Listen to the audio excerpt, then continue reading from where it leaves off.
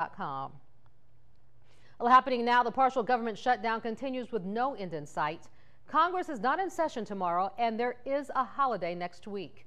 800,000 federal workers are not getting paid right now during the dispute over border wall funding. More than half of them still have to work.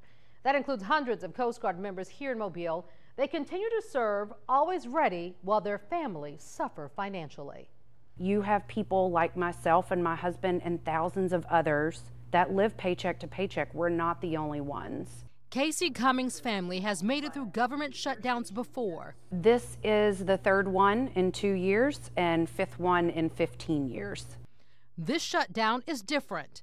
This time, the Coast Guard is the only branch of the military not getting paid because it's under the Department of Homeland Security, not the Department of Defense. What if you went to work on Monday and your boss told you, I'm going to need you to work, but I don't know when I can pay you for that work?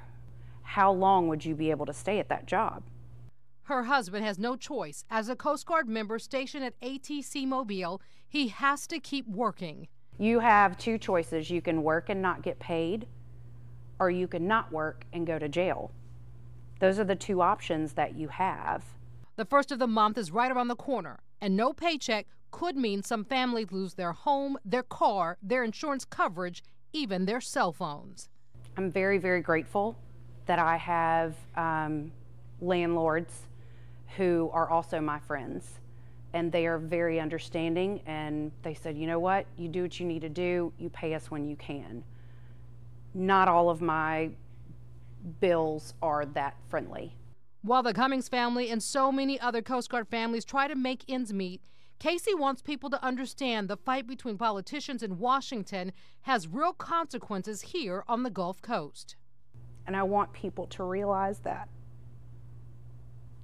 what our government is doing affects everyone. It's not something that you can ignore. It's not something you should ignore.